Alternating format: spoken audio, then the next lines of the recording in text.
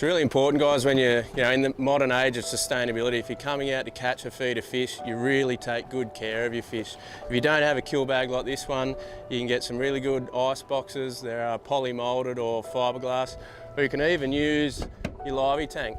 Put a few bags of ice in with a bit of salt water, get a nice slurry, keep your fish cool all day, they'll be fresh for the table at night time.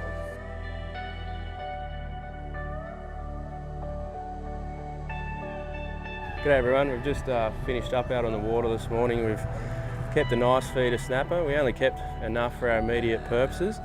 We've kept the fish on ice in a nice slurry. They're nice and firm. If you ever have a bend in your snapper, or any fish for that matter, particularly mackerel, try not to straighten them out, try to fillet them as they are. But we kept these fish nice and flat, beautifully straight in the ice. So I'll just run you through how I knock the fillets off a snapper. Everyone does them differently, but this is just the way I do it. When I like to fillet snapper, I don't choose your traditional filleting knife. I prefer two boning knives, the 16 and the 20 centimetre boning knives.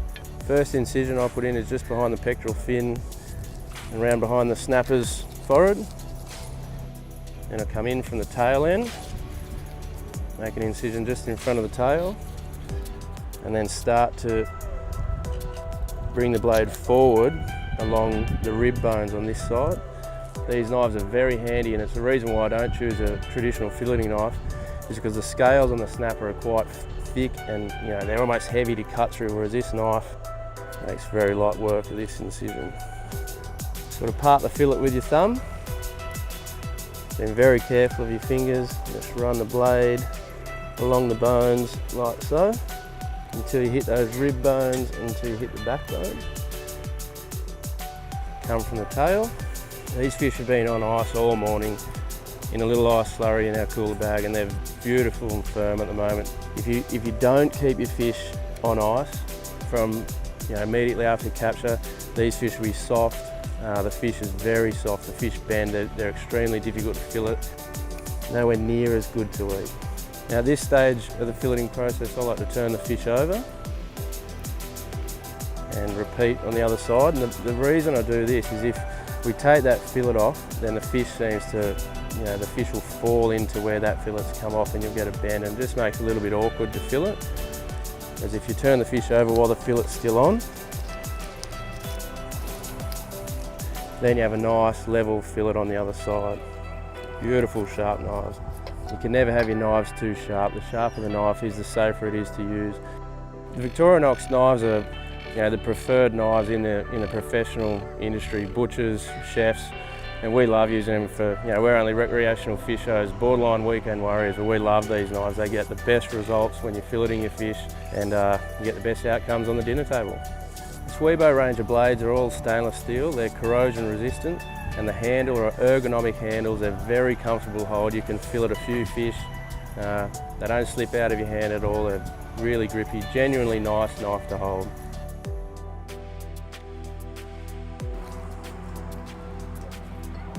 So we've taken the first fillet off, we've flipped the fish back over. We're just making the final few incisions in the fillet just to keep it nice and tidy before we run the blade through the bones. Very carefully, obviously. The sharp knife just trims through those bones, so reduce the risk of slippage. Cut down through that gut cavity. There's our fillets. Very little flesh or meat left on the bones.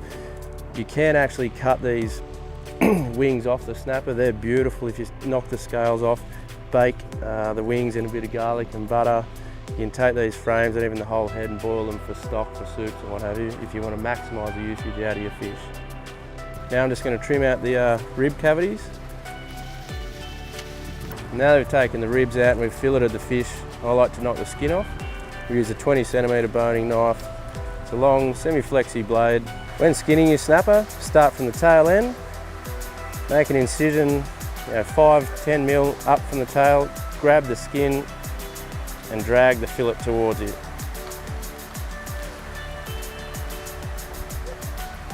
Beautifully skinned filleted snapper, virtually deboned, ready for the table. You can also trim the bones out of the middle, the remaining rib bones. They're pretty well either side of the bloodline on the back side of the fish.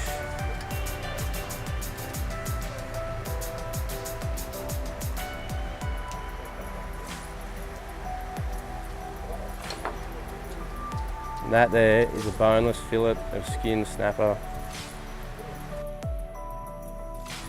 You'll notice during the course of filleting this fish, not once have I rinsed the fillets with fresh water. It's a common mistake by fishers to, as soon as they've knocked the fillets off a fish, to dunk them in fresh water.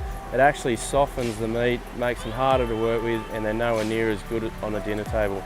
So if you can, avoid washing your fillets with fresh water. If you have kept some salt water in your livey tank, you can put the fillets in some seawater in some ice, so make a genuine slurry in the seawater, sit the fillets in for 10 minutes or so, and those fillets will firm up, they'll draw in some of the seawater, and they eat magnificently with that bit of ice slurry. We don't have that with us today, but we've not rinsed the fillets with fresh water. That's really important. Just finished filleting this fish. We've only used 2 of the 50 of the Swebo range. There's a lot of versatile blades. They're corrosion resistant, excellent handles, and they're dishwasher safe. You can't stress enough the importance of caring for your catch and what you plan to take home and feed to yourself and to your family.